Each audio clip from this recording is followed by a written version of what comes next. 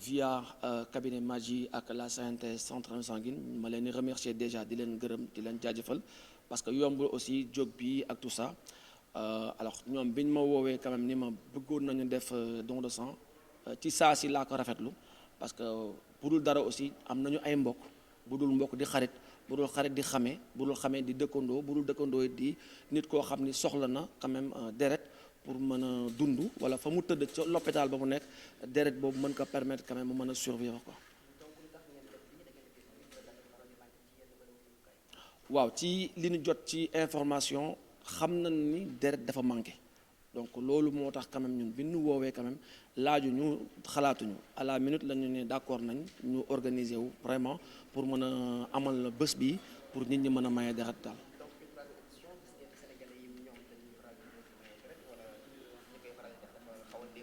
waaw pour ñetteelu édition bi comme li ma mën a wax ci biir entreprise bi la xewee xam naa ne incha allah beneen yoon dinaa ko jëm defe ci biti pour quand même yeneen entreprise yi nga xam ne ñoo nekk fii dans la zone industrielle ñu mën a def comme ñu ne def waaye daal li xew biir sénégalaise employés sénégalais yi collaborateurs yi gis ngeen leen yéen seen i bët ni ñu ñëwee ak ni ñu taxawoo mbir bi ñoom intéressé nañ quand même ci joxe seen deret quand même pour dimbali ci ko soxla.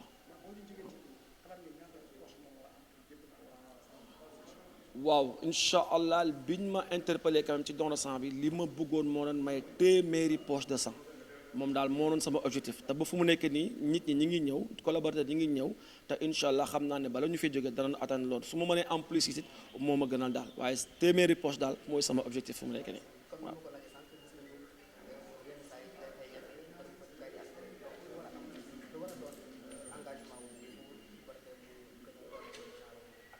waaw nguur moom comme ni ñu koy waxee rek dégg nañ problème yi am sans transition bon mais loolu mbiru nguur la nguur dana ci taxaw waaye li nguur war a taxawee dëgg mooy dimbali hôpitaux yi centre de santé yi c'est-à-dire que fu nekk rek am équipe boo xam ne ma nga fa di xaar xëy na malade bi ñëw ak accompagnant am xëy na ñoom danañ mën a maye deret pour que mu bañ a manqué ti fenn comme ça centre de santé ak hôpitaux yi foo xam ne deret soxla na fa rek day fekk ci saa si am na poche bu fa des pour ñu mën a kii nguur gi daal li may ñaax nguur gi mooy ñu jàppale centre de santé yi ak hôpitaux yi ñu am équipe boo xam ni sur place la ñuy nekk chaque jour pour que donneurs yi bu ñu ñëwee ñu mën a maye deret ñu bañ a bàyyi nag ñuy def ay organisation date tel am na date tel am na que muy nekk chaque jour daal ku dem rek fekk équipe sur place pour mën a maye daal loolu ñu ngi koy ñaax nguur gi di leen ko ñaan ndax mën nañ ko def ngir dimbali yi nga xam ne ñoo tëdd soxla. On a conscience qu'on a bon nombre de nos citoyens ou bien dire des gens qui ont besoin de sang pour quand même survivre. Donc ça, c'est une première chose. La deuxième chose est que aussi, ça fait plaisir aussi de recevoir plein de gens pour quand même donner de leur sang, histoire de aussi permettre à d'autres personnes d'en bénéficier vu qu'ils en ont besoin sur un lit d'hôpital. Effectivement, parce que néanmoins, nous suivons les infos. De tout le temps, on nous voit la synthèse, le centre de transfusion sanguine, qui de tout le temps font appel aux donneurs pour quand même des poches de sang qui sont à peu près en rupture dans les hôpitaux. Donc ça aussi, ça m'a mis la puce à l'oreille vraiment de pouvoir organiser cette journée de don de sang aussi. Une troisième édition, qu'est-ce que vous avez constaté? Est-ce que les Sénégalais aiment venir donner de leur sang? Exactement. Alors pour le constat, je ne peux dire que ce qui se passe au sein de mon entreprise. Comme vous le voyez, la plupart des gens qui sont là, c'est des travailleurs de cette entreprise. Donc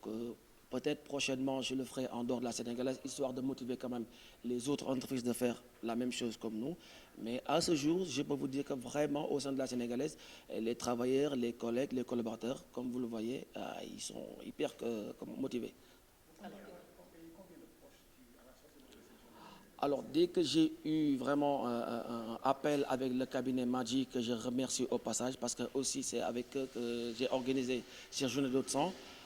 L'initiative que j'ai prise, c'est de mettre 100 poches de sang à la disposition quand même de la synthèse et du cabinet Maggi pour les ayants droit et ceux qui en ont besoin. Bon, je pense que l'État, c'est aujourd'hui quand même, bon, pour ne pas rentrer dans des détails, parce qu'on sait ce qui se passe aujourd'hui au niveau de la synthèse, ça, l'État en est conscient, mais quand même, l'État devrait quand même aider, quoi qu'on dise, hôpitaux, centres de santé, à avoir peut-être une équipe sur place de jour en jour pour que quand même les donneurs puissent faire le maximum de dons de jour en jour, afin d'éviter quand même les ruptures au sein des hôpitaux et quand même permettre aux gens qui en ont besoin d'en bénéficier le plus rapidement possible.